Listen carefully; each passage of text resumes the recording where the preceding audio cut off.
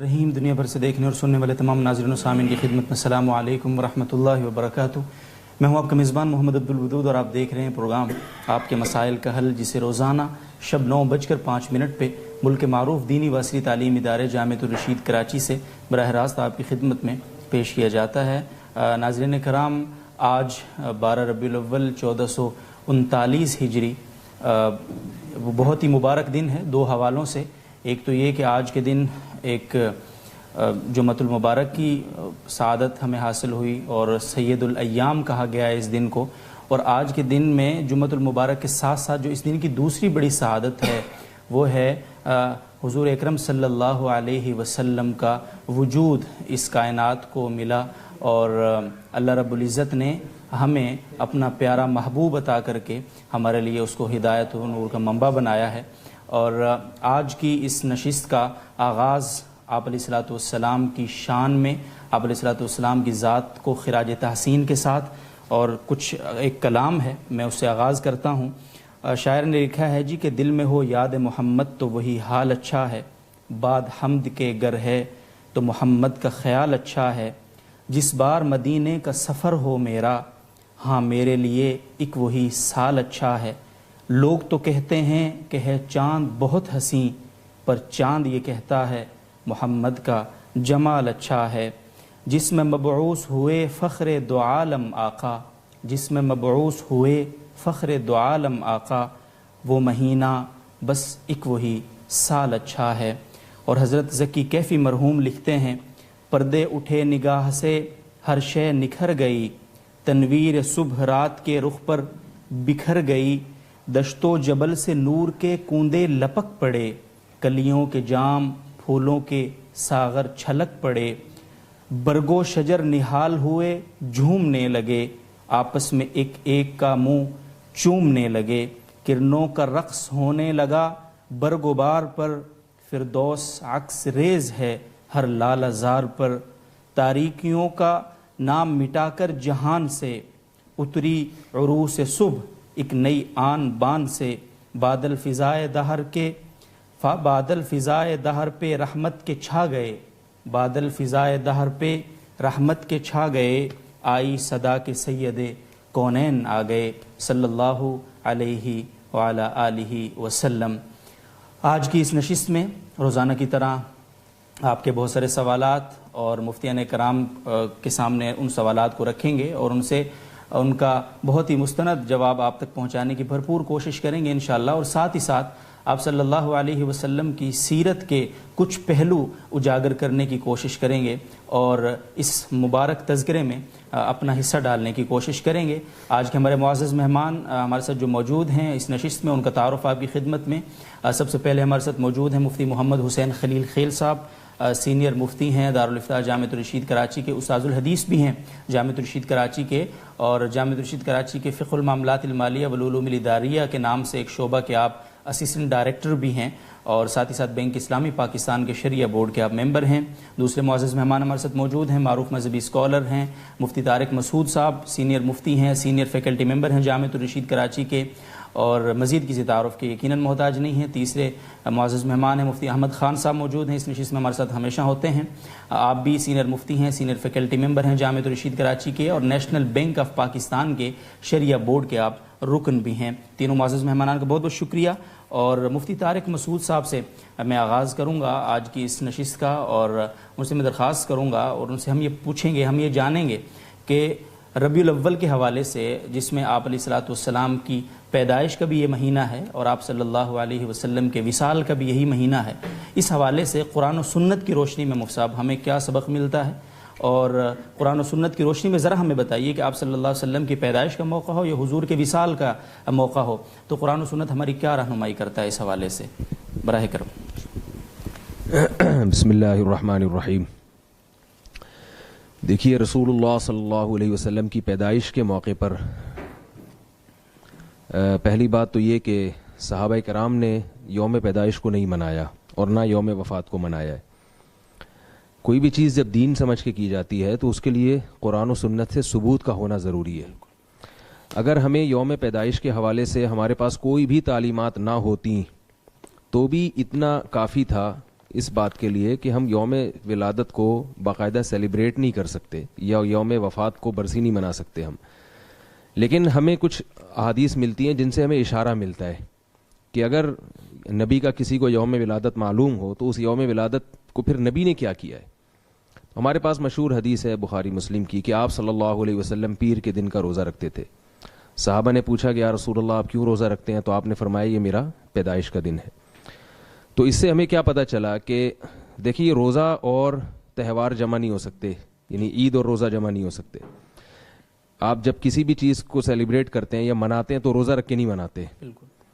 مثال کے طور پر آپ کو کوئی خوشی پہنچی ہو، آپ کا بیٹا امتحان میں پاس ہو گیا، تو آپ یہ نہیں کہیں گے کہ بھئی چونکہ میرا بیٹا امتحان میں پاس ہو گیا لہذا میں کھاؤں گا نہیں اب، ٹھیک ہے نا. کھانے سے پرہیز کر کے خوشی نہیں منائی جاتی، کھلا پلا کے خوشی منائی جاتی ہے. تو آپ صلی اللہ علیہ وسلم نے پیر کے دن روزہ رکھ کے یہ ثابت کر دیا، گویا امت کو یہ سبق دے دیا کہ میرا جو یوم ولادت ہے اس کو باقاعدہ سیلیبریٹ نہیں کیا جا سکتا. دیکھتے ہیں عید الفطر میں روزہ رکھنا حرام ہے، عید الاضحیٰ میں روزہ رکھنا حرام ہے، اور جمعہ میں بھی چھوٹی عید قرار دیا گیا ہے اس کو. تو جمعے کو بھی روزے کے ساتھ خاص کرنا ناپسند کیا گیا ہے کہ اس کی فضیلت سمجھ کے آپ جمعے کی روزہ رکھیں، کیونکہ عید کا تصور ہے اس میں. تو ایک تو ہمیں یہ ہدایات ملتی ہیں.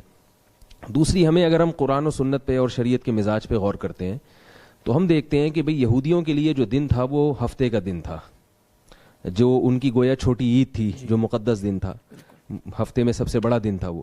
اور اللہ نے عیسائیوں کے لیے اتوار کا دن رکھا. عیسائی یہودیوں کے بعد آئے تو ہفتے کے بعد ان کا اتوار. ہم عیسائیوں کے بعد آئے تو ہمارے لیے پیر ہونا چاہیے تھا، اور وہ نبی کا یوم ولادت بھی تھا تو وہ اور زیادہ اس کا تقاضا تھا کہ ہمارے لیے بڑا دن پیر کو قرار دیا جائے. لیکن آپ دیکھیں شریعت نے اس دن کو اہمیت نہیں دی بلکہ جمعے کے دن کو کر دیا اور اس کو عید قرار دے دیا ہمارے لیے.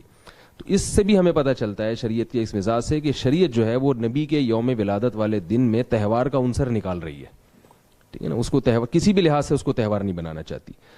صحابہ کرام کے جو طرز عمل ہے اس میں بھی ہمیں یہ بات ملتی ہے کہ صحابہ کرام نے جب سال کی ابتدا کی ہے، سال کی ابتدا حضرت عمر رضی اللہ تعالیٰ عنہ کے دور میں صحابہ کا اجتماع ہوا اور مشورہ لیا گیا کہ ہم سال کی ابتدا کب سے شروع کریں.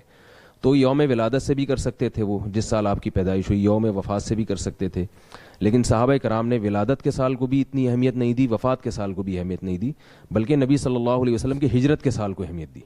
کیونکہ اس میں کیا ہمیں سبق ملتا ہے کہ نبی نے اپنا سب کچھ اللہ کے لیے قربان کیا. تو جب بھی سال تبدیل ہوگا تو ہمارے ذہن میں یہ آئے گا کہ جیسے اب 1439 چل رہا ہے، 1439 ہجری کا یہ ربیع الاول چل رہا ہے اور آج 13 تاریخ شروع ہو چکی ہے اس کی. تو 1439 کا لفظ جب آئے گا تو اس کا مطلب ہے کہ نبی کو اللہ کے لیے قربانی دیے ہوئے 1439 سال ہو چکے ہیں، 38 سال ہو چکے ہیں، 39واں شروع ہو چکا ہے، یا 39 ہو چکے ہیں اور 50واں شروع ہو چکا ہے. تو اس چیز کو فوکس کیا گیا ہے. دوسری بات اس میں یوم ولادت کو باقاعدہ سیلیبریٹ کرنے میں، اس کو باقاعدہ منانے میں ایک اور خرابی بھی ہے کہ اس پر کوئی بھی مسلک ہو، تمام مسلک کے علماء کا اس پر اجماع ہے کہ سالگرہ منانا جائز نہیں ہے. آپ دیکھیں سارے علماء کسی بھی مسلک کے ہوں یہی فتویٰ دیتے آئے کہ غیروں کا طریقہ ہے. بعض لوگ کہتے ہیں ہم یہ سالگرہ نہیں منا رہے، تو فقہاء لکھتے ہیں العبرۃ للمعانی لا للالفاظ. یہ دیکھا جائے گا کہ ہو کیا رہا ہے، الفاظ نہیں دیکھے جائیں گے. آپ اگر کسی کو ایک چیز دیتے ہیں، اپنا مکان بیچتے ہیں اور اس کی 1 کروڑ روپے آپ لیتے ہیں اور آپ یہ کہتے ہیں میں مکان کسی کو گفٹ کر رہا ہوں 1 کروڑ کے بدلے میں، تو نام تو گفٹ کا استعمال ہو رہا ہے، ہدیے کا استعمال ہو رہا ہے، مگر چونکہ آپ 1 کروڑ روپے اس سے لے رہے ہیں تو اس کو ہم کیا کہیں گے، اس پہ بیع و شراء کے، خرید و فروخت کے حکام جاری ہوں گے. تو لیبل چینج کرنے سے میں اس پہ ایک چھوٹا سا لطیفہ بھی سناتا ہوں لوگوں کو کہ ایک آدمی نے چینی کی بوری رکھی ہوئی تھی اور بیچنے کے لیے، اور اس پہ چاول کا بورڈ لگایا ہوا تھا. کسی نے کہا ہے یہ چینی اور آپ نے لیبل چاول کا لگایا ہوا ہے، تو یہ کیا ہے؟ اس نے کہا یہ مکھیوں کو دھوکہ دینے کے لیے کیا میں نے. ٹھیک ہے، تو مکھیاں جو ہے وہ دھوکے میں نہیں آئیں گی. تو لیبل چینج ہونے سے کچھ نہیں ہوتا. یوم ولادت کو سیلیبریٹ کرنا یہ ہے سالگرہ. کیک اس کا لازمی عنصر نہیں ہے، اس میں کیک بھی ہو سکتا ہے، مٹھائی بھی ہو سکتی ہے، بتیاں بھی ہو سکتی ہیں، یہ سب چیزیں ہو سکتی ہیں، اس میں کچھ بھی ہو سکتا ہے، اور یہ ہو بھی رہا ہے تو کیک بھی ہو رہا ہے. لیکن نہ بھی ہو کیک، اس کو سیلیبریٹ کرنا جو ہے نا اصل چیز ہے. تو جب آپ یوم ولادت منا رہے ہیں تو یہ سیلیبریٹ کرنا ہی ہوا، یہ سالگرہ منانا ہی ہوا. اب عجیب بات ہے، انگریز ہم پر اعتراض کر سکتا ہے کہ میں اپنے بچے کا یوم ولادت مناؤں تو تم اس کو ناجائز کہتے ہو اور کہتے ہو اسلام میں یہ منع ہے، اور جو نبی اسلام لے کر آئے انہی کا یوم ولادت منا رہے ہو، انہی کی سالگرہ منا رہے ہو، تو یہ ناجائز نہیں ہے. تو آپ اس کو کیا کہیں گے، آپ اس کو کیسے قائل کریں گے اس پر؟ تو یہ اس کے بھی خلاف جاتا ہے یوم ولادت ہو. اسی طرح یوم وفات برسی ہے, اس میں برسی کو کیوں منع ہے کہ غم کو تازہ کرنا, یہ بھی اسلام میں پسندیدہ نہیں ہے. تبھی آپ دیکھیں فقہاء نے لکھا ہے 3 دن کے بعد آپ عیادت ناپسندیدہ اور مکروہ عمل ہے. تعزیت کرنا کسی کی 3 دن کے بعد میت کی مکروہ ناپسندیدہ عمل ہے, کیونکہ آپ اس کو کھینچ نہیں سکتے زیادہ. غم ہوا ہے 3 دن, اور عورت کے لیے شوہر مر جائے تو 4 مہینے 10 دن سے زیادہ وہ نہیں کر سکتی ہے, غم منا نہیں سکتی ہے. غم کا مطلب یہ جو مخصوص طریقے سے, تو اب یہ نہیں کر سکتی کہ چونکہ میرے شوہر کا 1 جنوری کو انتقال ہوا تھا تو ہر 1 جنوری کو میں عدت میں بیٹھ جاؤں گی آ کے. ایسا نہیں ہے, 4 مہینے 10 دن عورت کے لیے رکھے, اس کے بعد نہیں. اور عام حالات میں جو آپ غم کو کسی حد تک آپ جو یعنی تعزیت وغیرہ کر کے شیئر کر سکتے ہیں وہ 3 دن رکھا گیا ہے, تو ایک لمٹ کر دی. تو برسی کا بھی تصور اسلام میں نہیں ہے کہ یوم وفات منایا جائے, اور اسلام میں سالگرہ کا بھی تصور نہیں ہے. تو اس لیے میں یہ سمجھتا ہوں کہ میں کیا جو بڑے علماء ہیں وہ سب یہ کہتے ہیں کہ یوم ولادت کو باقاعدہ سیلیبریٹ کرنا یہ غلط ہے. آج جمعے کے دن میرا اس موضوع پر بہت تفصیلی بیان ہوا ہے, تو جو بھی سننے والے لوگ ہیں میں ان سے کہوں گا کہ وہ ابھی اپلوڈ ہوا نہیں ہے, نیٹ ورک کیونکہ آج صحیح نہیں چل رہا تھا, اس لیے وہ فیس بک پہ لائیو بھی نہیں جا سکا, کیونکہ نبی صلی اللہ علیہ وسلم کی خوشی میں موبائل بند ہوئے ہیں, ٹھیک ہے نا, تو جو ہے نا وہ روڈ بھی جام ہوئے ہیں اور موبائل بھی بند ہوئے ہیں. میں خود یہاں پہنچنے میں مجھے بہت ٹائم لگا, ٹریفک بہت زیادہ جیم تھا. تو یہ ہم کس طرح نبی صلی اللہ علیہ وسلم کو خوش کرنے کی کوشش کر رہے ہیں کہ قیامت کے دن ہم کیسے کیا ان چیزوں سے آپ صلی اللہ علیہ وسلم خوش ہوں گے کہ ہم آپ صلی اللہ علیہ وسلم کی تعلیمات کو فالو نہ کریں اور اپنے طریقے سے ہم اس کو یعنی آپ محبت کا اظہار کی کوشش کریں. تو میں لوگوں سے ایک گزارش کروں گا کہ وہ اس بیان کو لازمی سنیں جب اپلوڈ ہو جائے. آج بیان ہوا ہے جمعے کا, اس میں بہت تفصیل سے میں نے اس پر نمبر وار تقریباً 10 یا 11 دلائل دیے. اور ایک آخری بات جو میں خلاصے کے طور پر کہ دیکھیں ہمیں جب بھی کسی سے محبت ہوتی ہے تو محبوب کو اپنی طریقے سے راضی نہیں کیا جاتا, بلکہ یہ دیکھا جاتا ہے محبوب کا مزاج کیا ہے, محبوب کا مزاج کیا ہے. تو جس سے محبت ہے اس کو خوش کرنے کے لیے وہ کام کرنا پڑے گا جو محبوب چاہتا ہے, جسے پشتوں میں کہتے ہیں نا اخپل طریقہ, ٹھیک ہے نا, اخپل طریقے سے نہیں ہوگا. تو صحابہ کرام کو سب سے زیادہ محبت تھی رسول اللہ صلی اللہ علیہ وسلم سے. انہوں نے نبی کو کیسے راضی کیا, ربیع الاول میں انہوں نے کیا کیا. نعت پڑھنا بھی ٹھیک ہے, ربیع الاول میں آپ اگر الگ سے نعتیں پڑھتے ہیں تو چونکہ ایک مناسبت ہے نبی صلی اللہ علیہ وسلم سے اس مہینے کی, تو نعت پڑھنا کوئی پابندی نہیں ہے. سیرت کے نام پہ جلسہ کرنا وہ پورے سال کبھی بھی ہو سکتا ہے, اس میں بھی ہو سکتا ہے. لیکن یہ جو بڑے بڑے جلوس نکالے جا رہے ہیں, خوبصورت کپڑے پہنے جا رہے ہیں اور ڈیک لگائے جا رہے ہیں اور مٹھائیاں بانٹی جا رہی ہیں اور بتیاں لگائی جا رہی ہیں, یہ چیزیں اسلام میں نہیں ہیں. اور ایک آخری بات یہ کہ اسلام میں جتنے بھی تہوار ہیں وہ دن کی روشنی میں ہوتے ہیں. عید الفطر ہے, عید الاضحیٰ, 2 تہوار ہیں دن کی روشنی میں. غیر مسلموں کے تہوار عام طور پر رات کو ہوتے ہیں. آپ کرسمس دیکھ لیں, رات کو جو ان کا دھوم دھڑکا ہوتا ہے وہ دن میں نہیں ہوتا. تو عید میلاد النبی جو ہے جو آج کل جس طرح سے منائی جا رہی ہے, اس میں رات کو زیادہ منائی جاتی ہے, دن میں کم. خود یہ چیز شریعت کے خلاف ہے, کیونکہ جو بتیاں ہیں, لائٹیں ہیں, وہ رات کو زیادہ جگمگاتی ہیں, تو دن میں وہ منائی نہیں جا سکتی اس طریقے سے. تو یہ چیز بھی شریعت کے مزاج کے خلاف ہے کہ تہوار اگر یہ ہوتا تو دن میں ہوتا. اور بات سے بات یاد آتی ہے, تو ایک اور بات آپ کی خدمت میں پیش کروں کہ کسی بھی قوم میں, کسی بھی مذہب میں جو ان کا تہوار ہے نا, اس میں سب کا اتفاق ہوتا ہے. بالکل آپ دیکھیں جو لبرل ہندو ہیں وہ بھی ہولی کے دن ہولی مناتے ہیں, جو لبرل عیسائی ہیں وہ بھی 25 دسمبر کو کرسمس منائیں گے. بہت ہی کوئی بالکل ہی مذہب سے باغی ہو تو وہ نہیں منائے گا, لیکن کوئی بھی اس میں اختلاف نہیں ہوتا تہواروں میں. مسلمانوں میں جتنے بھی فرقے ہیں, جتنے بھی مسلک ہیں, عید الفطر کو سب مناتے ہیں. عید الفطر ہے, یکم شوال کو اجماع ہے کہ یہ ہمارا تہوار ہے. 10 ذی الحجہ کا اجماع ہے کہ یہ عید الاضحیٰ کا دن ہے. اور یہ جو تہوار ہے نا یہ متفق علیہ ہوتے ہیں, اس میں اختلاف نہیں ہوتا. عید میلاد النبی جس طرح سے منائی جا رہی ہے, تو آپ دیکھ لیں بعض ملک ایسے ہیں جن میں پتہ ہی نہیں ہوتا کہ ان کو آج کوئی عید کا دن بھی ہے. سعودی عرب میں تو پتہ ہی نہیں ہوتا عربوں کو کہ آج کیا ہے. پورے ملک ایسے ہیں جن میں منائی نہیں جا رہی. پھر جن ملکوں میں منائی جا رہی ہے, کراچی میں, پاکستان میں منائی جا رہی ہے, کراچی میں منائی جا رہی ہے, تو کراچی میں کھارا در میں منائی جا رہی ہے, ناظم آباد میں نہیں منائی جا رہی, ٹھیک ہے نا. پھر اگر ناظم آباد میں کسی گلی میں منائی جا رہی ہے تو ایک گلی میں عید ہے, اگلی گلی میں نہیں ہے. اس والے گھر میں لائٹنگ ہے, اس والے گھر میں اندھیرا ہے. تو تہواروں میں ایسا اختلاف نہیں ہوتا. تو ایسا اختلاف ہونا خود اس کی علامت ہے کہ یہ مسلمانوں کا باقاعدہ تہوار نہیں ہے. اس کو عید کے لفظ سے تعبیر کرنا بھی شریعت کے مزاج کے بہرحال خلاف ہے. جزاکم اللہ صاحب, بہت تفصیل سے آپ نے روشن ڈالی. ابھی آپ نے وہ چیزیں بتائی ہیں جو ہمیں نہیں کرنی, جن سے اجتناب کرنا چاہیے. کیا کرنا چاہیے وہ بعد میں آپ سے پوچھتا ہوں. میں مفتی محمد حسین صاحب کی طرف سوال لے کر چلتا ہوں. جی, پہلا سوال ہے, بنت جمال صاحبہ نے پوچھا ہے کراچی سے. اسے وہ پوچھتی ہیں نماز میں دوسری رکعت پہلی رکعت سے لمبی نہ ہو, اس کا کیا مطلب ہے اور اس کا کیا حکم ہے؟ ہاں, مطلب تو اس کا یہ ہے کہ دوسری رکعت میں جو تلاوت ہے سورۃ فاتحہ کے بعد جو قرآن کی تلاوت ہے, وہ واضح اور نمایاں طور پر اتنی زیادہ نہ ہو کہ پہلے سے وہ بہت لمبی لگے. اب بہت ہی معمولی کمی بیشی کا شریعت میں اعتبار نہیں ہے اور اس کا اندازہ لگانا بھی مشکل ہوتا ہے، تو فقہائے کرام نے اس کی ایک تحدید کی ہے کہ اگر کوئی صورت ہے جس کی آیات ہے چھوٹی چھوٹی، تو دوسری رکعت میں اتنی 3 آیات سے زیادہ یا 3 آیات کے بقدر طول نہ ہو. اگر اس سے کم طول ہے تو اس کی گنجائش ہے، کوئی مسئلہ نہیں ہے. لیکن 3 آیات سے زیادہ جب دوسری رکعت پہلے سے طویل ہوگی تو یہ مستحب ہونے کے خلاف ہے، خلاف استحباب ہے اور مکروہ تنزیہی ہے. اور مکروہ تنزیہی بھی جب ہے جب اس کو معمول یا بکثرت کیا جائے.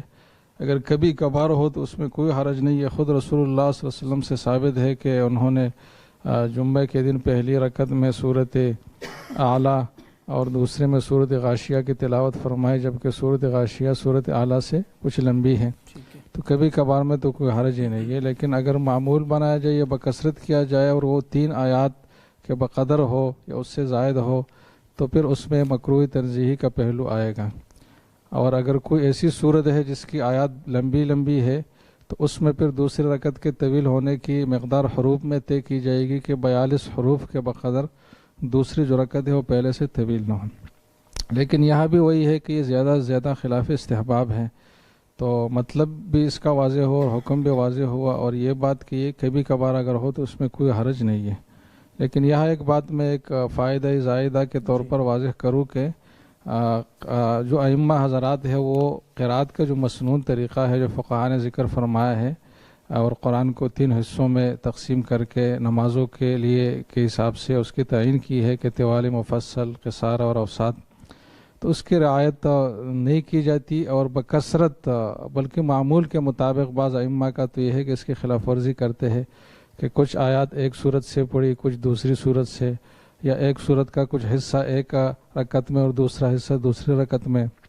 یہ مختلف طریقے لوگوں میں رائج ہے اور یہ شاید یہی ذہن میں ہے کہ ذرا ذائقہ چینج ہو اور ایک ہی صورت کی مسلسل تلاوت نہ ہو.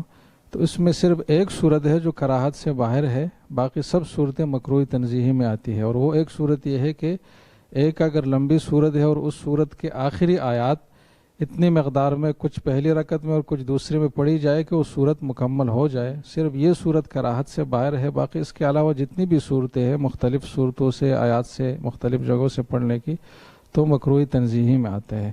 تو کبھی کبھار اگر ہو تو اس میں حرج نہیں ہے، لیکن اس کو معمول نہیں بنانا چاہیے. اور جو سنت سے ثابت ہے، جو صحیح احادیث ہے بخاری اور مسلم کی، تو اس سے جو طریقہ ثابت ہے اور صورتوں کی تفصیل ہے اور تعین اور تقسیم ہے تو اس کے مطابق امامت کرنی چاہیے، کیونکہ سنت میں جو برکت ہے بہرحال وہ غیر سنت سے حاصل نہیں ہو سکتے.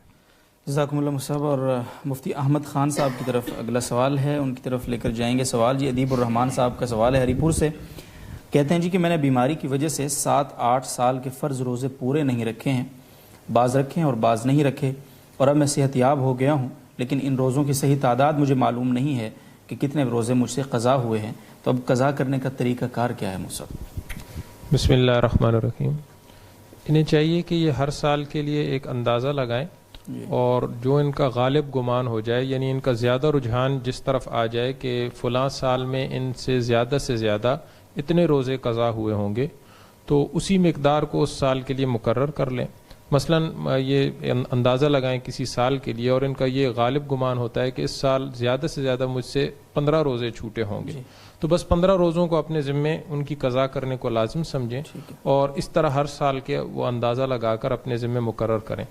پھر قضا کا طریقہ یہ ہوگا کہ جب یہ قضا کرنے لگیں تو سال کی تعین کر لیں، یعنی جب یہ روزہ رکھنے لگیں تو اس سے پہلے یہ نیت کر لیں کہ میں یہ فلاں سال کا قضا روزہ رکھتا ہوں، تو اس طرح کر کے یہ مقدار جو ہے روزوں کی یہ پوری کریں. جزاکم اللہ. جی محمد وقار عارفی صاحب میرٹھ ہندوستان سے پوچھتے ہیں زکوٰۃ کے نصاب میں موبائل کے بیلنس کو بھی شامل کیا جائے گا؟ جی یہ بات پہلے بھی گزر چکی ہے کہ زکوٰۃ جو ہے وہ 4 قسم کے اموال پر ہوتی ہے، سونا، چاندی، نقدی اور مال تجارت. تو انسان کے پاس موبائل میں جو بیلنس موجود ہے وہ ظاہر ہے کہ ان 4 قسم میں سے کسی میں بھی داخل نہیں ہے، تو موبائل میں جو بیلنس ہے اس پر زکوٰۃ واجب الادا نہیں ہوتی. جی بہت بہت شکریہ مصعب. مفتی محمد حسین صاحب، محمد ساجد صاحب نے سوال پوچھا ہے کراچی سے، کیا نماز میں آیتوں کا جواب دیا جا سکتا ہے؟ مثلا الیس اللہ باحکم الحاکمین کا جواب بلا یا رب انت احکم الحاکمین سے دیا جائے؟ نیز کیا قرآن مجید کی تلاوت کے وقت یاسین اور مزمل کے ساتھ صلی اللہ علیہ وسلم کہنا جائز ہے یا نہیں؟ جی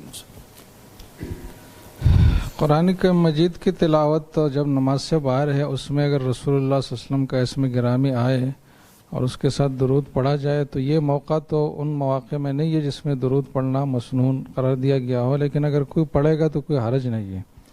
باقی نماز کے حوالے سے اصول یہ ہے کہ شریعت کی ابتدا میں نماز میں بات چیت کی گنجائش تھی، لوگ بات کرتے تھے اور اس سے نماز خراب نہیں ہوتی تھی، لیکن بعد میں یہ حکم منسوخ ہوا اور یہ بات واضح ہوئی کہ نماز میں صرف جو نماز کے ارکان و افعال اور اقوال ہے وہی ادا کیے جائیں گے، اس کے علاوہ کوئی گفتگو کی صورت نماز میں نہیں ہوگی۔ اب گفتگو اور مکالمہ کس چیز کو کہا جاتا ہے تو یہ سمجھنا چاہیے کہ ایک آدمی جب کوئی بات کرے اور دوسرا اس کے جواب میں کوئی بات کہے تو اس کو مکالمہ کہا جاتا ہے۔ یہ مکالمہ بذات خود جتنا بھی اچھا ہی ہو، جتنا بھی باعث ثواب ہو، لیکن ہے مکالمہ۔ لہٰذا آپ اگر محمد رسول اللہ کہے اور میں درود شریف پڑھ لوں تو یہ مکالمہ کی ایک صورت ہے کہ میں نے آپ کے الفاظ پر ایک اس کے رسپانس میں اپنے الفاظ ادا کیے، یا آپ اللہ کا نام لے اور میں جل جلالہ یا کوئی اور تعظیم کا لفظ کہوں تو یہ بھی مکالمہ ہی کی ایک صورت ہے۔ تو فقہائے احناف کا یہ اصول ہے کہ نماز میں جب کوئی رسول اللہ صلی اللہ علیہ وسلم کا نام سنے اور اس پر درود پڑھے تو اس کی نماز فاسد ہو جاتی ہے، یا کوئی اللہ کا نام سنے اور اس پر عز و جل کہے یا جو بھی اس کے لیے مناسب کلمات تو اس سے بھی نماز فاسد ہو جاتی ہے، اس لیے کہ اس میں مکالمہ اور گفتگو کی صورت پائی جاتی ہے۔ تو نماز میں تو اس کی اجازت نہیں ہے، اور جن جن روایات میں اس طرح کے الفاظ آئے ہیں کہ آیات کا جواب تو نماز سے باہر پر محمول ہے یا اس زمانے پر جب نماز میں گفتگو کی ممانعت نہیں تھی۔ باقی نوافل میں بعض حضرات نے گنجائش دی ہے، تو نفل نماز میں اگر ہو تو اس کی گنجائش ہے، اگرچہ بہتر وہاں بھی یہ ہے کہ آیات کا جواب نماز کے اندر نہ دیا جائے، لیکن فرض کے حوالے سے تو یہی اصول ہے کہ اس طرح کہنے سے نماز فاسد ہو جاتی ہے۔ بہت شکریہ مصعب۔ محمد جاوید صاحب نے پوچھا ہے اگر ریکارڈنگ میں آیت سجدہ سنی جائے تو اس سے سجدہ واجب ہو جاتا ہے یا نہیں ہوتا؟ ابھی ریسنٹلی میرا خیال ہے کوئی 2 دن پہلے یہاں اسی نشست میں ایک سوال کا جواب میں کہا گیا تھا کہ اگر آپ کو خبرنامہ آپ سن رہے ہیں اور وہاں سے وہ اینکر جو ہوتا ہے نیوز اینکر وہ سلام کرتا ہے تو آپ پر واجب ہے اس کے سلام کا جواب دینا، کیونکہ وہ لائیو ہے۔ تو یہ ریکارڈڈ اور لائیو اس کا کوئی فرق ہے یا یہاں بھی وہی حکم ہوگا؟ وہ سوال تو آگے آ بھی رہا ہے آج کے سوالات میں بھی۔ باقی جو ریکارڈڈ چیزیں ہیں تو وہ یقینی بات ہے کہ اس شخص کی اپنی آواز جو اس وقت کی تھی وہ نہیں ہے، بلکہ اس کو ریکارڈ کر کے محفوظ کر کے پھر سنایا گیا ہے، تو یہ اصل متکلم کی جو آواز ہے بوقت گفتگو وہ نہیں ہے بلکہ اس کی نقل ہے۔ اور اس کی جو نظیر ہے قدیم فقہ میں یہ ہے کہ کسی چیز کی جو گونج ہوتی ہے، جو آواز آپ مثلا پہاڑوں کے درمیان جب آپ زور سے بولتے ہیں تو ایک گونج اٹھتی ہے اور آپ جو الفاظ ہے وہ دوبارہ آپ کو سنائی دیتے ہیں، تو اس پہ فقہاء نے لکھا ہے کہ وہ گونج والی آواز سننے سے سجدہ تلاوت لازم نہیں آتا۔ تو یہ بھی اس سے ملتی جلتی ایک چیز ہے، تو جو ریکارڈڈ تلاوت ہے اس میں آیت سجدہ سننے سے سجدہ تلاوت لازم نہیں ہے۔ جزاکم اللہ۔ مفتی طارق مسعود صاحب کی خدمت میں سوال ہے محمد وسیم صاحب کا ہندوستان سے، اگر گھر کی بہن بیٹی اپنی خوشی سے کہے کہ مجھے گھر میں یا کسی اور چیز میں کوئی حصہ نہیں چاہیے تو کیا تب بھی اسے حصہ نہ دینا گناہ ہوگا؟ مسئلے کی روح سے تو جو قانون ہے وہ تو یہ ہے کہ جو بھی اپنا حق دل کی خوشی سے معاف کر دے تو معاف ہو جاتا ہے، لیکن وراثت کے معاملے میں یہ ہمارے ہاں رواج ہے کہ بہنیں کہہ دیتی ہیں کہ میں اپنی خوشی سے معاف کر رہی ہوں۔ تو نبی صلی اللہ علیہ وسلم نے فرمایا لا یحل مال امرئ مسلم الا بطیب نفس منہ، مسلمان کا مال اس کی دل کی خوشی کے بغیر حلال نہیں ہے۔ تو جہاں ایک چیز کا رواج ہے کہ بہنیں عام طور پہ معاف کر دیتی ہیں، تو وہاں بہن کا زبان سے یہ کہنا کہ میں دل سے معاف کر رہی ہوں، اس میں بہرحال تردد ہے کہ یہ واقعی دل سے کر بھی رہی ہیں یا مروت کا شکار ہو کے کر رہی ہیں۔ تو غیرت اور حمیت کا بھی تقاضا ہے کہ جب اللہ نے بہن کا حصہ رکھا ہے تو آپ اس کو دیں۔ یہ کیوں نہیں ہوتا کہ بھائی اپنا حصہ معاف کر دیں؟ ایسا کیوں نہیں ہوتا؟ یہی کیوں ہوتا ہے کہ بہنیں ہی معاف کر رہی ہیں؟ تو بھائی اگر دل کی خوشی سے تو بھائی بھی معاف کر سکتا ہے نا، کہ میں اپنا حصہ معاف کر دیتا ہوں، اپنی بہن کو دے دیتا ہوں میں۔ رہا یہ مسئلہ کہ بھائیوں کو ضرورت زیادہ ہوتی ہے بہنوں کو ضرورت کم ہوتی ہے، تو اللہ نے تو 2 ڈبل رکھ دیا نا بھائی کا، اسی وجہ سے کہ اس کے ذمہ داریاں زیادہ ہیں۔ تو جب اللہ نے کر دیا ایک چیز کی تلافی میں ایک واقعہ میرے ساتھ ایسے ہوا, ایک صاحب میرے پاس آئے, کہنے لگے کہ میری بہن نے کہ صرف 50,000 روپے اس کی وراثت میں بنتے ہیں تو وہ مجھے معاف کر دیے اس نے. میں نے کہا آپ وہ 50,000 اس کے ہاتھ میں رکھیں اور اس سے کہیں ایک دن تک ان 50,000 کو نا الٹ پلٹ کرو اپنے ہاتھ میں, دیکھو, اور اگلے دن لا کے مجھے واپس کر دو یہ. تو اگر وہ اس نے کر دی ہے تو پھر میں سمجھتا ہوں کہ یہ دل کی خوشی سے کی ہیں. تو اس نے, دیندار آدمی تھا, اس نے کیا ایسے ہی, بہن کو پکڑایا اور بولے کل لا کے واپس کر دینا, معاف کر دینا. تو کہہ رہے وہ کل نہیں آئی واپس, اور میں نے اس سے مانگے تب نہیں دے رہی وہ, کیونکہ عورت کو پتہ ہی نہیں ہوتا کہ پراپرٹی کیا چیز ہوتی ہے. جو گھروں میں بیچاری گاؤں دیہاتوں میں خاص طور پر ان کو پتہ ہی نہیں ہوتا, پیسے کی ویلیو ہی نہیں ہوتی, ان کو پتہ ہی نہیں ہوتا پیسے سے کیا کیا ہو سکتا ہے. تو وہ سوچ رہی ہیں یہ زمین ہے, یہ مکان ہے, یہ میں نے دے دیا, یہ دکان ہے, چلیں آپ ہی رکھیں. جب اس کے پاس آئے گا اس کو پتہ چلے گا کہ یہ مال جب آنے سے کیا کیا سہولتیں ملتی ہیں, تو میں سمجھتا ہوں پھر وہ شاید کبھی بھی معاف نہ کرے. تو اس لیے حلال و حرام کا مسئلہ, اس میں احتیاط کے پہلو کو ترجیح دینی. بہت شکریہ مصعب. بنت ضیاء صاحب پوچھتی ہیں کراچی سے, اگر کوئی لڑکی زنا بالجبر کا شکار ہو لیکن عدالت میں پیش کرنے کے لیے ثبوت نہیں ہے, جبکہ اگر وہ گواہ پیش نہ کر سکے تو خود اس پر تہمت کا وہ یعنی الزام لگے گا, اس صورت میں اسے انصاف ملنے کی کیا صورت ہوگی؟ کیا اس صورت میں ڈی این اے رپورٹ یا تصویر یا ویڈیو ثبوت کے طور پر معتبر شمار کی جائے گی یا نہیں؟ دیکھیں, زنا کی سزا ثابت کرنے کے لیے تو 4 گواہوں کا قانون ہے, وہ تو اس کے بغیر زنا نہیں ثابت ہو سکتا. صحیح. لیکن زنا سے کم بھی, یعنی زنا کی جو سزا ہے, سزا کا مطلب جو رجم یا 100 کوڑے, لیکن زنا سے کم چیزیں وہ 2 گواہوں سے بھی ثابت ہو سکتی ہیں. یہ عورت یہ کیس کر سکتی ہے کہ اس نے میرے ساتھ زیادتی کی کوشش کی ہے, اور اس کے لیے 4 گواہوں کی ضرورت نہیں ہے, اس کے لیے 2 گواہ بھی کافی ہیں.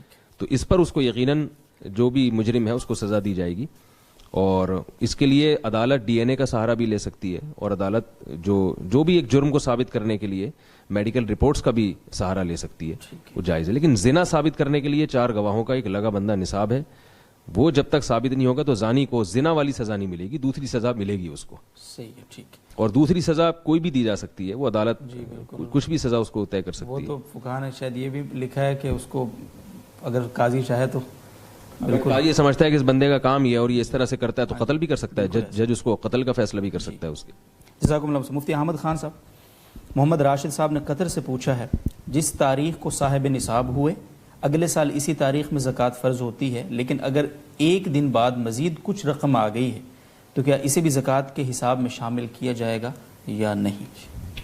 جی نہیں, اس رقم کو زکوٰۃ کے اس گزشتہ سال کے جو زکوٰۃ کا نصاب ہے اس میں شامل نہیں کیا جائے گا, کیونکہ جب ان کا پورا سال مکمل ہو گیا اور وہ تاریخ دوبارہ آ گئی تو اس دن ان کی ملکیت میں جو اموال قابل زکوٰۃ تھے بس ان پر جو زکوٰۃ کی مقدار بنتی ہے وہی اس سال کے لیے واجب الادا ہے.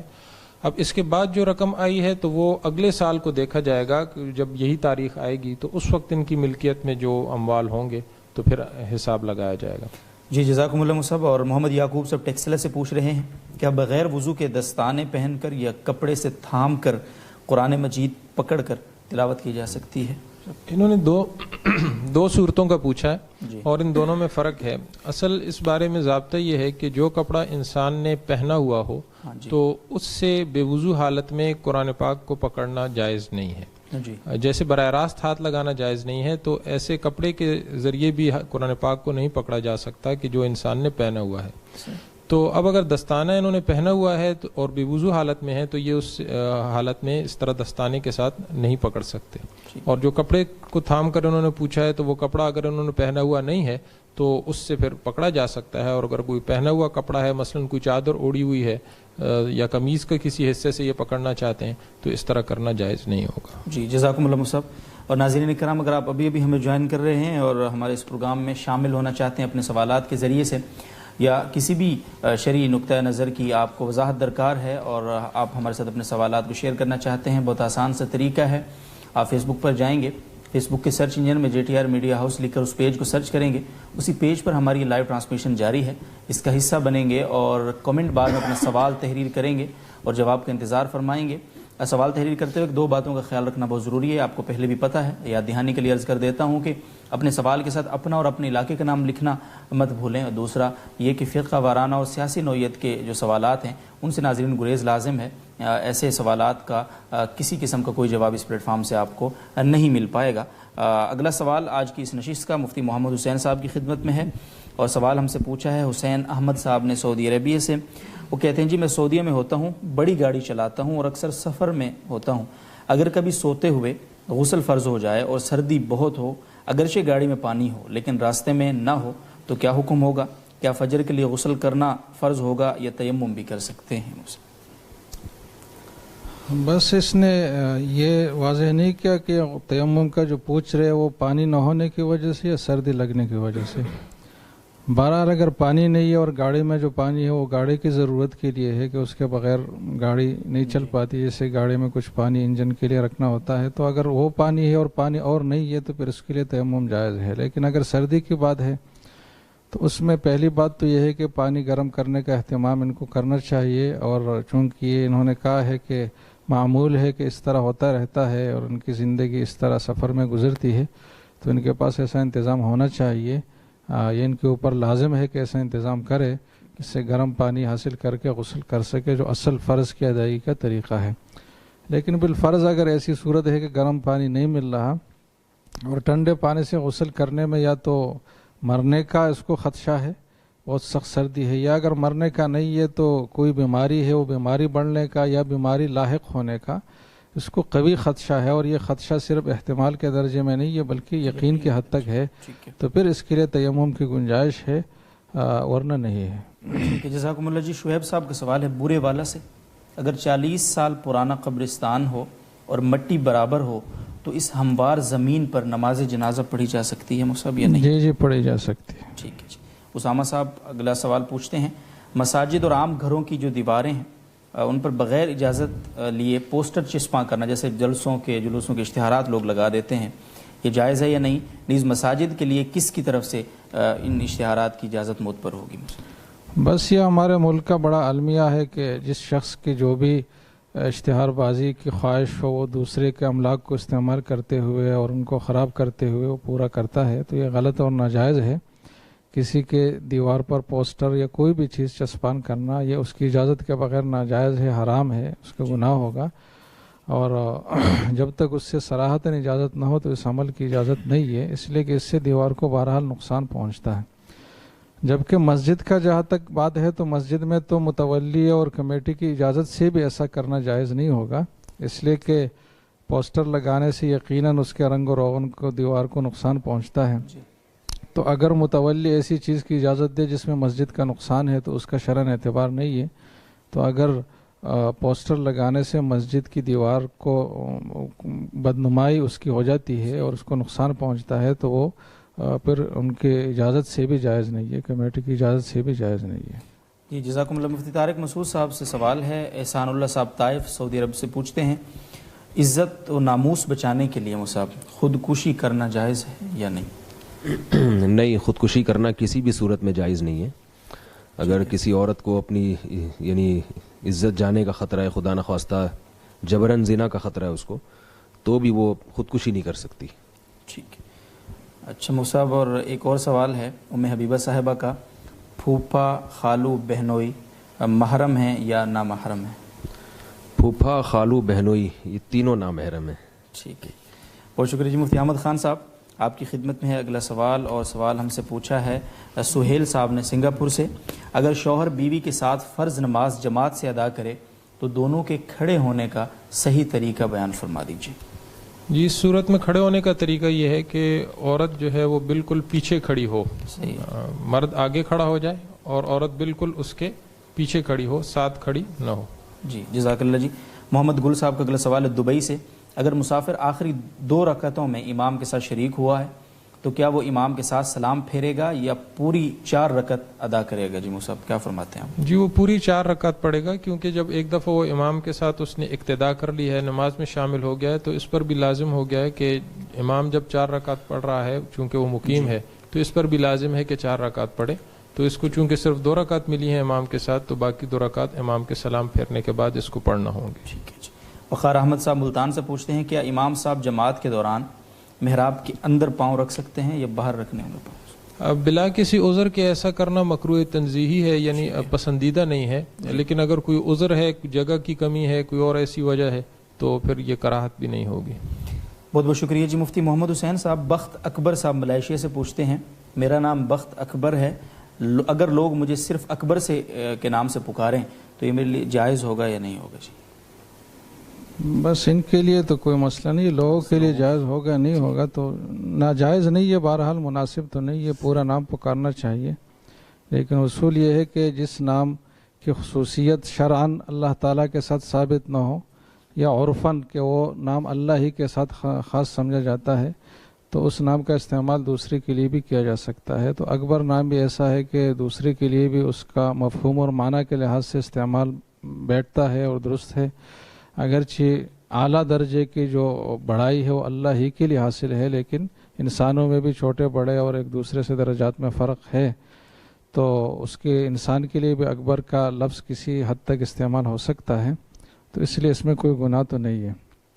باقی آپ نے ایک سوال پوچھا مفتی طارق مسعود صاحب سے کہ ناموس کی حفاظت کے لیے خودکشی کرنا جائز ہے یا نہیں ہے، تو ان کے جواب کی میں تھوڑا سا تفصیل کروں۔ ان کا جواب درست ہے اپنی جگہ، لیکن اس میں تھوڑی سی تفصیل یہ ہے کہ اگر ایسی صورتحال ہو جیسے کہ برما اور بنگلہ دیش میں جو صورتحال ہے یا سوریا میں ہے کہ جو کفار ہے، جو غیر مسلم ہے، یا وہ لوگ جو نام نہاد مسلمان ہیں لیکن ہے غیر مسلم، جیسے کہ شام میں ہے، تو وہ جب ایسا کرتے ہیں کہ زنا بالجبر بھی کرتے اور اس کے بعد قتل بھی کرتے ہیں، اور یہ ان کے ایک جنگی حربہ ہے، وتیرہ ہے، طریقہ ہے، اور اس طریقے سے وہ دشمن کو ذلیل بھی کرنا چاہتا ہے اور ساتھ دنیا سے فنا بھی کرنا چاہتا ہے۔ تو اگر ایسی صورتحال اور کسی خاتون کو یقین ہو یا غالب گمان ہو کہ یہ لوگ مجھ سے زیارتی کرنے کے بعد مجھ کے قتل کریں گے، تو پھر اس خاتون کے لیے خودکشی جائز ہے، اس لیے کہ احون البلیتین اس صورت میں یہ ہے۔ فقہاء کرام نے بہت سارے مسائل ذکر فرمایا ہے کہ ایک شخص کو کہا گیا کہ تمہیں کوڑوں سے مار مار کر ہلاک کیا جائے گا،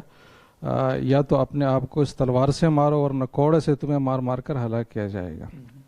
تو اب ظاہر ہے تلوار سے مارنے میں تکلیف کم ہے، اور کوڑے سے مار مار کر تو پورے دن میں آدمی توڑا توڑا ہو کے اس کی جان نکلتی ہے، بہت تکلیف دہ صورتحال ہے۔ تو فقہاء نے اس کی اجازت دی ہے کہ وہ تلوار سے اپنے آپ کو قتل کرے اس بڑے مصیبت سے بچنے کے لیے۔ تو اگر کسی خاتون کو یقین ہو یا اس کا اپنا غالب گمان ہو کہ یہ لوگ میرے ساتھ ایسے ہی کریں گے کہ زیادتی کے بعد مار بھی ڈالیں گے، تو اس کے لیے خودکشی کی اجازت ہے۔ اس کے علاوہ جب یہ زنا بالجبر کرنے والے غیر مسلم ہو تو یہ غازت الکفار، کفار کو غضب دلانا اور ان کو مطلب یہ کہ غصہ دلانا، یہ بھی شریعت کا ایک مقصد ہے اور ایک عبادت کا پہلو ہے اس میں۔ جب حالت جنگ ہو تو اگر حمل آور اور جو زیادتی کرنے والے غیر مسلم ہے تو اس سے پہلے بھی اگر کوئی خاتون خودکشی کر لے ان سے بچنے کے لیے تو اس کی بھی اجازت دی گئی ہے۔ آپ کے مسائل اور ان کا حل جو کتاب ہے حضرت مفتی لدھیانوی شہید رحمہ اللہ کی، اس میں پوری تفصیل ہے اس کی، تو اس حالت کی بھی اجازت دی گئی ہے۔ باقی خودکشی کی بات جب ہوتی ہے جب آدمی دفاع نہ کرے، تو سب سے پہلے جو بات ہے جس پر توجہ دینی چاہیے وہ خواتین کو یہ کہ اپنا دفاع کرے، اور اپنے دفاع میں لڑتے لڑتے اور مقابلہ کرتے کرتے مرے، تو ان کے ہاتھ سے جو دوسرے خبیث کو نقصان ہوگا تو ان کا کوئی گناہ اس پر نہیں ہوگا، اور اگر خود ان کو شہادت ملے اس کے ہاتھ سے تو یہ ایک بہت بڑی شہادت ہے، اور یہ شہادت کی ایک اہم قسم ہے کہ اپنے عزت اور جان اور ناموس کی حفاظت کے لیے کوئی آدمی شہید ہو جائے۔ تو اصل بات دفاع کرنے کی ہے، اور اسی سے دوسرے فریق کو جو ظالم ہے اس کو بھی نقصان پہنچتا ہے، تو دفاع پر ہی توجہ دینی چاہیے، خودکشی کی ضرورت ہی پیش نہیں آئے گی، لیکن جہاں ہو تو پھر ان دو صورتوں میں تھوڑی سی تفصیل یہ ہے۔ جزاکم اللہ صاحب۔ اور اگلا سوال کاشف رضا صاحب کا یہ ہو چکا ہے، مفتی فیصل احمد صاحب نے تفصیل سے اس کا جواب دیا ہے۔ اگلا ایک سوال ہے، نامعلوم سائل ہیں، ٹیکسیشن کی جاب حلال ہے یا نہیں؟ مجھے تو یہ پتہ ہی نہیں ہے ٹیکسیشن کیا ہے، صاحب پہلے یہ بتا دیں کیا ہے پھر اس کے جواب کا۔ مطلب ٹیکس وصول کرنے کا جو وہ ہے اس میں ملازمت ہے، تو ظاہر ہے کہ جو یہ ملازمت ہے اس کو مکمل طور پر کہ وہ 100% حلال اور جائز ہے یہ بھی نہیں کہا جا سکتا، اور مکمل ناجائز بھی نہیں کہا جا سکتا، غالب حصے کو دیکھا جائے گا۔ لیکن اس سے پہلے ایک بات مد نظر رکھنی چاہیے کہ پہلے زمانے میں جو حکومتیں چلانے کے طریقے تھے اور اس کے لیے اموال حاصل کرنے اور اکٹھا کرنے کے جو ذرائع تھے وہ بہت سارے تھے، جس میں جہاد اور غنیمت اور زکوٰۃ اور خراج اور بہت ساری چیزیں تھیں، لیکن آج کل ان چیزوں میں سے کوئی بھی نہیں ہے، صرف ٹیکس ہی ہے یا کچھ معدنیات کے ذریعے سے حکومت چلائی جاتی ہے، بیرونی قرضے لیے جاتے ہیں۔ تو آج کل ٹیکس کی جو اہمیت ہے اجتماعی اموال میں، جو بیت المال کے اموال ہے، اس کی بہت زیادہ اہمیت ہے، اور تقریباً 80% کے قریب حصہ ٹیکسوں سے ہی جمع ہوتا ہے۔ تو آج کل جتنے بھی ٹیکس لگائے جاتے ہیں تو کوشش بھرپور یہی کرنی چاہیے کہ ان کی ادائیگی ہو، اور ان ٹیکسوں کو جب تک ہمیں یہ ثابت نہ ہو کہ یہ ظالمانہ ہے تو ان کو ہم عادلانہ ہی سمجھیں گے اور اس کی ادائیگی کا حکم بھی دیں گے، اور اس میں جاب کرنا بھی حلال ہوگا۔ البتہ جہاں یقین ہو کہ یہ ظالمانہ ٹیکس ہے، جس میں ان لوگوں کی جن سے ٹیکس لیا جا رہا ہے ان کی استطاعت سے بہت زیادہ ہے، یا یہ رقم یقینی طور پر غیر ضروری مصرف میں خرچ ہو رہی ہے، تو صرف وہ جو پورشن ہے ٹیکس وصولی کا وہ جائز نہیں ہوگا۔ تو اگر ٹیکسیشن کو یقین ہے کہ اتنا حصہ میں ناجائز کر رہا ہوں، اور اس کو واضح بھی ہو کہ یہ حصہ ناجائز ہے ٹیکس کا اور ظالمانہ ہے، تو اس حصے کے بقدر جو ریشو بنتا ہے اس کے بقدر اپنی اجرت کو صدقہ کرے، باقی ملازمت جاری رکھی جا سکتی ہے۔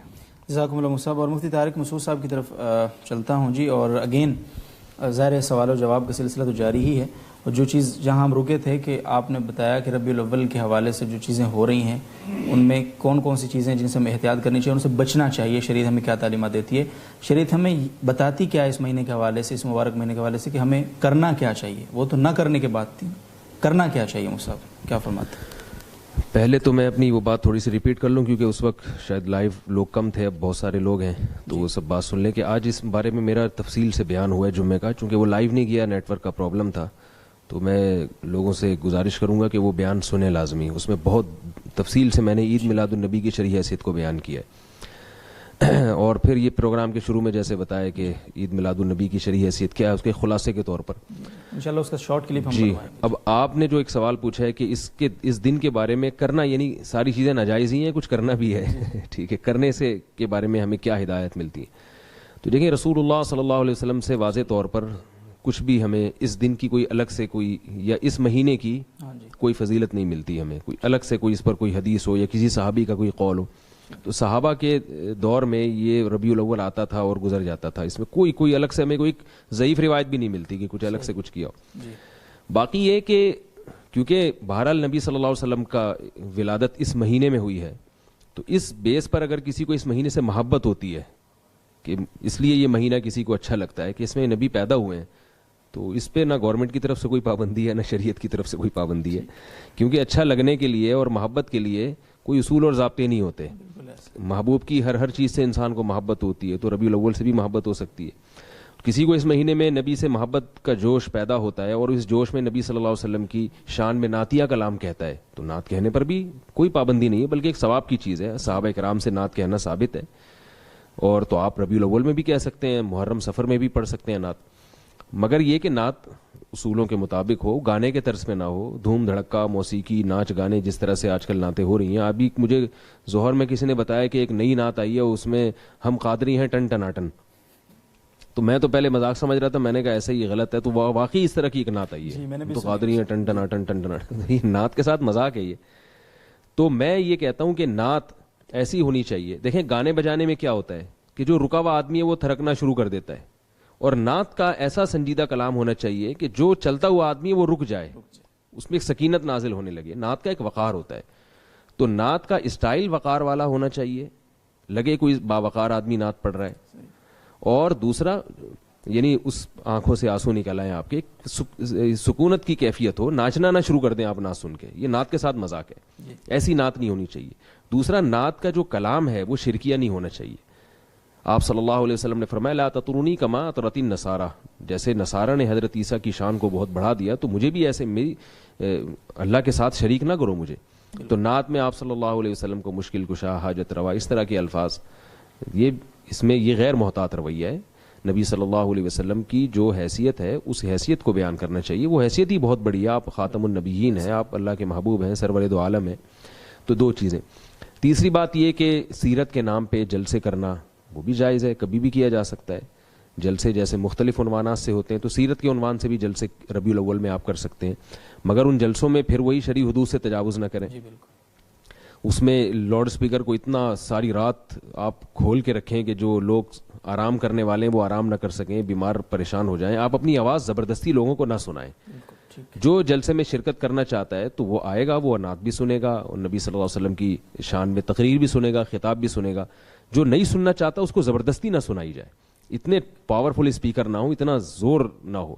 پھر جو خواتین کی جو محفل ہوتی ہے سیرت کے عنوان سے، تو اس میں یہ رہے کہ خواتین کی آواز تو خواتین تک محدود رہنی چاہیے. ابھی میں آ رہا تھا تو ایک خواتین کی نعتوں کی آوازیں روڈوں پہ آ رہی ہیں, تو نبی صلی اللہ علیہ وسلم نے تو یہاں تک حکم دیا کہ عورت جب مرد کو نماز میں فتح دے گی, جس کو لقمہ کہا جاتا ہے, تو وہ زبان سے نہیں دے سکتی, اس کے اتنا پردے کا خیال رکھا گیا ہے. تو وہ نبی کیسے برداشت کریں گے کہ خواتین اونچی آواز سے ساری دنیا میں خوبصورت آوازوں میں نعتیں پوری دنیا کو سنا رہی ہوں, اور وہ روڈ پہ ان کی آوازیں جا رہی ہیں ان کی تقریر کی. تو ان کی ایکٹیویٹیز خواتین کے اندر محدود ہونی چاہیے. یہ سب چیزوں کا خیال کرتے ہوئے اگر ہم یہ جلسہ کرتے ہیں یا ہم مسجدوں میں اس کا اہتمام کرتے ہیں, تو اس سے نبی صلی اللہ علیہ وسلم کی محبت بھی بڑھے گی, اور یہ شریعت کی تعلیمات کے عین مطابق ہے, اس میں کوئی قباحت نہیں ہے. باقی جو چیزیں ہیں اس سے اجتناب. جی مصعب, بس اس حوالے سے میں بھی تھوڑا سا اضافہ کرنا چاہتا ہوں. وہ یہ ہے کہ رسول اللہ صلی اللہ علیہ وسلم سے محبت یہ عبادت ہے, اور یہ ہمارے شریعت کا تقاضا ہے. جی بالکل. تو جو چیز عبادت ہو اس کا طریقہ بھی شریعت ہی نے بتایا ہوتا ہے. اگر کوئی ایسی عبادت ہے جس کا طریقہ شریعت نے نہیں بتایا تو مطلب وہ عبادت نہیں ہے, اور اگر آپ اس کو عبادت مانتے ہیں, قرار دیتے ہیں, تو پھر یہ آپ کو ثابت کرنا ہوگا کہ اس کا طریقہ بھی شریعت نے بتایا ہے. اور نہ پھر آپ ادھوری بات کریں گے کہ شریعت نے ہمیں عبادت کا پہلو تو دکھایا چیز میں, لیکن طریقہ نہیں بتایا کہ کیا ہے. جی بالکل. تو شریعت نے رسول اللہ صلی اللہ علیہ وسلم کی ذات گرامی سے محبت کے اظہار کو منحصر کیا ہے دو چیزوں میں. ایک ہے اطاعت, قل ان کنتم تحبون اللہ فاتبعونی یحببکم اللہ, اور دوسرا جو ان کی اتباع سنت ہے نا, جو طریقے آپ کے سامنے ثابت ہے ان کو آپ اس کو مطلب اپنے عمل کا حصہ بنائے, اور جس چیز کا حکم دیا ہے اس حکم کو بجا لائے. یہ تسلیم اور اطاعت اور اتباع اور اطاعت, اسی کو شریعت نے مدار بنایا ہے, اسی کا حکم دیا ہے. اور صحابہ کرام نے رسول اللہ صلی اللہ علیہ وسلم سے محبت کا جو اظہار کیا تو ان دو میدانوں میں ہے کیا. باقی جو چیزیں حضور سے منسوب تھی تو کچھ صحابہ نے ان سے عقیدت کا اظہار کیا, لیکن کچھ نے نہیں کیا, اور کسی کے ایمان کا حصہ اس کو نہیں قرار دیا گیا کہ وہ ضرور ایسا کرے گا تو مسلمان ہوگا ورنہ اس کی محبت میں کمی ہوگی. جی بالکل. بلکہ حضرت عمر رضی اللہ عنہ نے تو وہ بیعت الرضوان جس درخت کے نیچے ہوا تھا, جو بیعت ہوئی تھی, جس کو اس لحاظ سے کہ یادگار حیثیت حاصل تھی کہ رسول اللہ اس کے نیچے تشریف فرما ہوئے تھے سب صحابہ کے ساتھ, اور پھر ایک بڑا عمل بھی وہاں انجام پایا تھا بیعت کا. تو یہ بھی ایک چیز تھی اور ایک یادگار, لیکن حضرت عمر نے اس درخت کو کٹوایا تاکہ لوگ اس چیز کو اور عقیدت کے اس طریقے پر نہ چل پڑیں جو کہ شریعت کے مزاج کے مطابق نہیں ہے. جو مزاج کے مطابق ہے, جس کا حکم دیا گیا ہے, تو وہ ہے اتباع سنت اور اطاعت. تو ان دو چیزوں میں رسول اللہ سے محبت کا اظہار ہونا چاہیے, جبکہ افسوس اور کے ساتھ کہنا پڑتا ہے کہ آج اگر محبت کا اظہار ہے تو ان دو چیزوں سے ہٹ کر ہے. آپ کو یہ لوگ نہیں ملیں گے کہ یہ اتباع سنت میں بہت آگے ہوں, یا جو حضور نے ہمیں فرامین صادر کیے ہیں اس پہ عمل پیرا ہونے میں بہت آگے ہوں. تو وہ میدان تو بالکل ہی دوسری طرف ہے, اور جس کا شریعت نے نہ حوصلہ افزائی کی ہے, نہ حکم دیا ہے, نہ اس طریقے کو طے کیا ہے, اسی طریقے پر سب چل پڑے ہیں. باقی مولانا طارق صاحب نے واضح کیا کہ یہ غیر مسلموں سے کچھ طریقے ہمارے اندر آئے ہیں بہت سارے, تو یہ بھی اسی میں شامل ہے. جزاکم اللہ مصعب, اور بہت بہت شکریہ مفتی طارق مسعود صاحب, مفتی محمد حسین خلیل خیل صاحب. بہت بڑی تفصیل سے آپ نے اس موضوع پر روشنی ڈالی ہے. اور میں مفتی احمد خان صاحب کی طرف دوبارہ سے یہ سوالات کا سلسلہ ہے اس کو شروع کرتے ہیں. بنت جمال صاحبہ کا سوال ہے کراچی سے, قاعدہ اولیٰ میں التحیات پڑھنا بھول جائیں تو سجدہ سہو سے نماز صحیح ہو جائے گی یا نماز دوبارہ لوٹانی پڑے گی؟ جی نماز صحیح ہو جائے گی, کیونکہ قاعدہ اولیٰ میں التحیات یعنی تشہد پڑھنا یہ واجب ہے. تو جب آخر میں سجدہ سہو کر لیا جائے گا تو اس کی تلافی ہو جائے گی. سیف صاحب کا سوال ہے اسلام آباد سے, فرض نماز میں اگر کوئی شخص 5ویں رکعت کے لیے کھڑا ہو گیا تب اسے کیا کرنا چاہیے مصعب؟ دیکھیں اس کی دو صورتیں ہو سکتی ہیں. ایک تو یہ کہ اس نے چوتھی رکعت میں تشہد پڑھا ہے یعنی التحیات پڑھا ہے اور اس کے بعد یہ کھڑا ہو گیا ہے 5ویں رکعت کے لیے, اور ایک صورت یہ ہو سکتی ہے کہ یہ تشہد پڑھے بغیر 5ویں رکعت کے لیے کھڑا ہو گیا ہو. تو اگر یہ تشہد پڑھے بغیر کھڑا ہو گیا ہے 5ویں رکعت کے لیے تو اسے چاہیے کہ واپس لوٹ کے آ جائے, اور جب تک اس نے 5ویں رکعت کا سجدہ نہیں کیا, چاہے 5ویں رکعت میں اس نے قرات کر لی ہو, رکوع بھی کر لیا ہو لیکن سجدہ نہ کیا ہو, تو حکم اس کے لیے یہی ہے کہ واپس آ جائے اور بیٹھ کر تشہد پڑھے اور سجدہ سہو کرے, پھر دوبارہ تشہد پڑھ کے درود شریف اور دعا پڑھ کے سلام پھیر دے. ٹھیک ہے. لیکن اگر اس نے 5ویں رکعت کا سجدہ کر لیا تو اس صورت میں اس کا یہ فرض جو ہے باطل ہو جائے گا, اب یہ فرض اس کا ادا نہیں ہوگا. اب اس کو جو ہے ایک اور رکعت ساتھ ملانی پڑے گی اور 6 رکعت پڑھنی پڑیں گی. اب سجدہ سہو کی بھی ضرورت نہیں ہے اور یہ ساری نماز اس کی نفل ہو جائے گی. اور اگر اس نے چوتھی رکعت میں تحیات پڑھا تھا یعنی تشہد پڑھ کے پھر یہ کھڑا ہوا تھا تو پھر بھی اس کے لیے حکم تو یہی ہے کہ اگر اس نے 5ویں رکعت کا سجدہ نہیں کیا تو یہ واپس آ کر بیٹھ جائے اور بیٹھتے ہی فوراً سجدہ سہو کرے, کیونکہ تشہد یہ پہلے ہی پڑھ چکا ہے, اور پھر جو ہے یہ دوبارہ سجدہ سہو کے بعد تشہد پڑھ کے اور درود شریف اور دعا پڑھ کے سلام پھیر دے. لیکن اگر اس نے 5ویں رکعت کا سجدہ کر لیا اس صورت میں تو پھر ساتھ ایک 6ٹھی رکعت ملائے اور آخر میں سجدہ سہو بھی کر لے. اس صورت میں اس کی پہلی 4 رکعت فرض ہو جائیں گے اور آخری 2 جو ہے یہ نفل ہو جائیں گے. جی جزاکم اللہ. ظفر مروت صاحب پشاور سے پوچھتے ہیں کہ میں نے بچپن میں اپنی دادی کا دودھ پیا تھا جس کے سبب میری شادی میرے چچے کی بیٹی سے نہیں ہو سکتی. کیا میرے علاوہ باقی بھائیوں کی چچے کی بیٹیوں سے شادی ہو سکتی ہے یا نہیں ہو سکتی؟ جی بالکل ہو سکتی ہے, کیونکہ یہ تو اپنے چچا کے رضائی بھائی بن چکے ہیں چونکہ انہوں نے اپنی دادی کا دودھ پیا ہے. لیکن باقی جو ان کے بھائی بہن ہیں تو انہوں نے تو ظاہر ہے کہ دادی کا دودھ نہیں پیا, تو اس وجہ سے ان کا رشتہ اسی طرح ہے اور ان کے نکاح چچا کی اولاد کے ساتھ ہو سکتے ہیں. بہت شکریہ جی. سید مجاہد صاحب کا سوال ہے ہندوستان سے, کیا گائے میں عقیقہ کیا جا سکتا ہے مصر؟ جی بالکل کیا جا سکتا ہے. 7واں حصہ اگر رکھ لیا جائے بچی کے لیے یا 2 حصے رکھ لیا جائے بچے کے لیے تو درست ہے. بہت بہت شکریہ مصعب. اور میں آخر میں بالکل, اور آج چونکہ بہت ہی ایک عظیم دن ہے, عظیم موقع ہے, اور خاص طور پہ لوگ اس کو جیسے سیلیبریٹ کر تو رہے ہیں بہرحال جیسے بھی کر رہے ہیں, لیکن اس حوالے سے ابھی ختم نبوت کا مسئلہ جیسے ابھی ریسنٹلی انفارچونیٹلی بہت ساری چیزیں ہوئی ہیں, اور الحمدللہ JTR میڈیا ہاؤس نے اپنے توسط سے جیسے بھی جتنی ان کی بساط تھی اس کے مطابق کام کرنے کی, اس پیغام کو اہل اقتدار تک پہنچانے کی کوشش کی ہے, اور الحمدللہ اس بل کو واپس اصلی حالت میں لانے کے لیے JTR میڈیا ہاؤس کی جامع رشید کی کاوشیں کسی سے ڈھکی چھپی بہرحال نہیں ہیں. لیکن اس وقت ایک ختم نبوت کے نام پر جو چیزیں ملک میں ہو رہی ہیں, جو افراتفری ہے, انتشار ہے, ظاہر ہے یہ مسالے کی بات نہیں ہے, یہ ایک متفق علیہ مسئلہ ہے, اس پر اجماع ہے امت کا. اس کے لیے دیوبندی, بریلوی, اہل حدیث, کوئی فرقہ, مسلک, کوئی چیز بہت پیچھے رہ جاتی ہیں وہ ساری چیزیں. ابھی اسلام آباد میں دھرنا ہوا, سب نے اس کی حمایت کی, الحمدللہ ہماری طرف سے بھی اس کی حمایت ہے, اچھے طریقہ کار کے ساتھ جو انہوں نے چیزیں کی ہیں وہاں پر. اور بہرحال لیکن اس وقت جو صورتحال ہے آپس میں ایک جنگ ہے, اور میڈیا پہ ہر روز ہم تو سنتے ہیں ہر پروگرام کے اندر مذہب کا خدا نخواستہ مذاق بن رہا ہے, ختم نبوت کے اس مسئلے کا مذاق بن رہا ہے.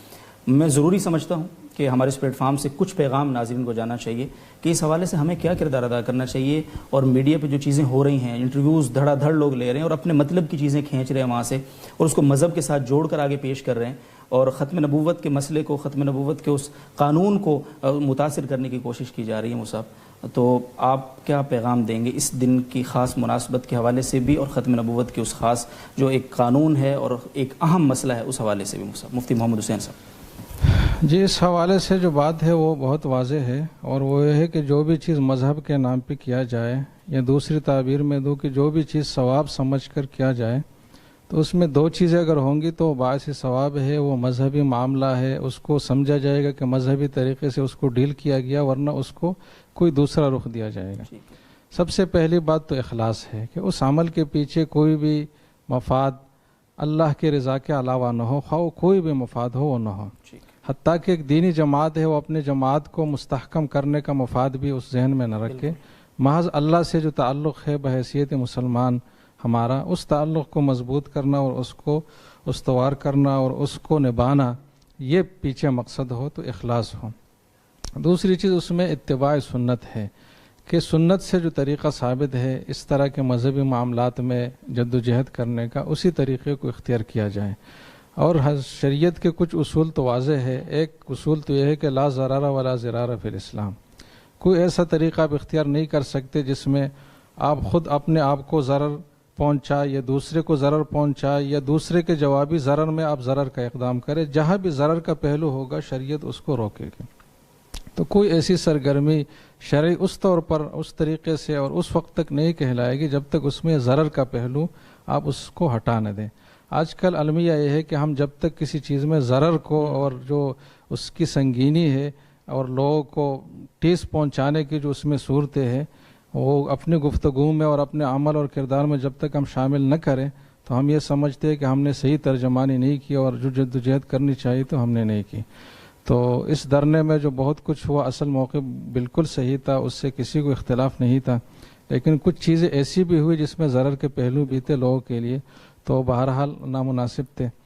تو یہ دو چیزیں اگر پیچھے ہو، اور ہمیں یہ دو ہی چیزیں ہر مقصد میں مد نظر رکھنی چاہیے کہ اس میں اخلاص ہو اور اس میں شریعت کے احکام کی اتباع ہو، تو پھر ظاہر ہے کہ اس سے بڑی جدوجہد کیا ہو سکتی ہے، اور اس سے بڑا اعزاز اور رتبہ کیا ہو سکتا ہے کہ اگر کوئی رسول اللہ صلی اللہ علیہ وسلم کا جو دروازہ ہے اس کی حفاظت کے لیے اپنے جان کو اور اپنے مال کو اور اپنے عزت کو قربان کرے، دروازہ نبوت کے حفاظت کے لیے، اور جو وہ ہے اپنے عقیدت کا اظہار ہے، اس سے بڑی چیز کوئی نہیں ہو سکتی۔ یہ ایسا عمل ہے جس کو نہ الفاظ میں اس کی بڑائی اور عظمت بیان کی جا سکتی ہے، اور نہ اس کا صحیح تصور اس دنیا میں کیا جا سکتا ہے۔ اس کا صحیح جو اجر ہے وہ اللہ ہی دے گا، اور اس کی صحیح جو ویلیو ہے وہ اللہ ہی کے پاس ہے، کیونکہ اللہ خود اپنے پیغمبر کے مداح ہے۔ تو ان کے جو مداح ہوں گے اور ان کو جو نقصان پہنچانے اور ان کو روکنے والے ہوں گے، تو اللہ تعالیٰ کو ان سے کتنی محبت ہوگی۔ بشرطے کہ یہ دو چیزیں ہو، تو ایسی جتنی بھی کوششیں وہ سب مقدس ہے اور اس کی حمایت کرنی چاہیے۔ جزاکم اللہ۔ مفتی طارق مسعود صاحب، اس وقت جو سچویشن ہے کرنٹلی بالکل وہ یہ ہے کہ تاثر یہ دیا جا رہا ہے کہ ختم نبوت کے نام پر تاثر یہ دیا جا رہا ہے میڈیا کے ذریعے سے، ہم سنتے ہیں، مسلسل میں سن رہا ہوں چیزیں، تاثر یہ دیا جا رہا ہے کہ دو جماعتیں اقتدار کی جنگ لڑ رہی ہیں، اپنی پارٹی کے اقتدار کی جنگ لڑ رہی ہیں، اور ختم نبوت کے ایشو کو بالکل سائیڈ پہ کر دیا گیا ہے، اور یہ چیز اجاگر کی جا رہی ہے، اور لوگوں کے ذہن اس بات کو لے کر خراب کیے جا رہے ہیں۔ کیا پیغام دیں گے آپ؟ کسی سے بدگمانی کرنا تو جائز نہیں ہے، کوئی بھی اچھا کام کر رہا ہو تو آپ اس پہ سیاست کا لیبل لگا دیں یا یہ لیبل لگا دیں کہ یہ اپنی حکومت کے لیے کر رہے ہیں۔ ایسے تو کسی کو بھی، یعنی آپ کسی کی مدد کر رہے ہیں تو آپ یہ کہہ سکتے ہیں یہ اس لیے مدد کر رہا ہے کہ یہ اس سے بعد میں قرضہ مانگے گا، ٹھیک ہے نا؟ تو یہ تو بدگمانی والی بات ہے۔ ختم نبوت کا مسئلہ تو اجماعی ہے، تو اس میں کوئی بھی محنت کر رہا ہے اس کا ساتھ دینا چاہیے، اور دلوں کے حالات اللہ تعالیٰ جانتے ہیں، اس پہ الزام لگانا ٹھیک نہیں۔ بہت شکریہ مفتی طارق مسعود صاحب، اور یقیناً یہی بات ہے کہ اس طرح سے میڈیا کا کردار بہت اس میں نیگیٹو ہے کہ وہ اس چیز کو ختم نبوت کے مسئلے کو پیچھے ہٹا کر یکسر بالکل سائڈ پہ رکھ کے وہ اس کو یعنی ایک اقتدار کی جنگ بتا رہا ہے، جو کہ نہیں ہونا چاہیے بہرحال، لیکن چیزیں ہو رہی ہیں۔ میں نے اس لیے آپ کی رائے لینا مناسب ہے۔ مفتی احمد خان صاحب، آپ کیا پیغام دیں گے اس حوالے سے؟ جی، بس اس حوالے سے جس طرح مفتی حسین خلیل خیل صاحب نے فرما دیا کہ دو چیزوں کی پابندی ضروری ہے، ایک تو یہ کہ اخلاص ہو اور دوسرا شریعت کے احکام کی پابندی ہو۔ تو جو شخص بھی اس کے مطابق کوششیں کر رہا ہے، اس کی کوششیں بڑی بابرکت ہیں، مقدس ہیں، ہمیں اس کی کوششوں کو قدر کی نگاہ سے دیکھنا چاہیے۔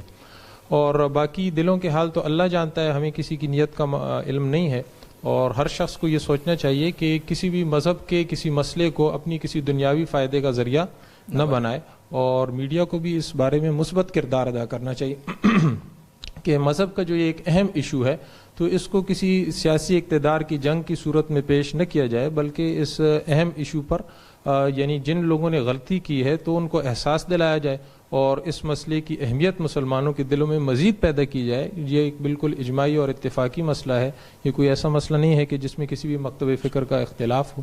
تو بہرحال اس میں ایک مثبت کردار ادا کرنے کی کوشش کرنی چاہیے۔ جی، جزاکم اللہ تمام معزز مہمانان کا، تمام ناظرین سامعین کا۔ ناظرین، آج کے اس دن کی مناسبت سے جو بھی گفتگو ہوئی ہے یہاں پر، اور مفتی طارق مسعود صاحب نے، مفتی محمد حسین صاحب، مفتی احمد خان صاحب نے جو بھی باتیں اچھی باتیں ہمیں بتائی ہیں قرآن و سنت کی روشنی میں، اور رسول اللہ صلی اللہ علیہ وسلم کی تعلیمات سے ہمیں آگاہ کیا ہے، آخر میں اس ایک پیغام کے ساتھ ہم اس پروگرام کو وائنڈ اپ کریں گے کہ جو بھی شریعت نے ہمیں کسی بھی عبادت کا حکم دیا ہے، یقیناً مفتی صاحب نے بھی فرمایا، تو اس کے لیے ضروری ہے کہ اس عبادت کا جو طریقہ بھی شریعت نے متعین طور پہ ہمیں دیا ہے اس کے مطابق وہ عبادت ہو۔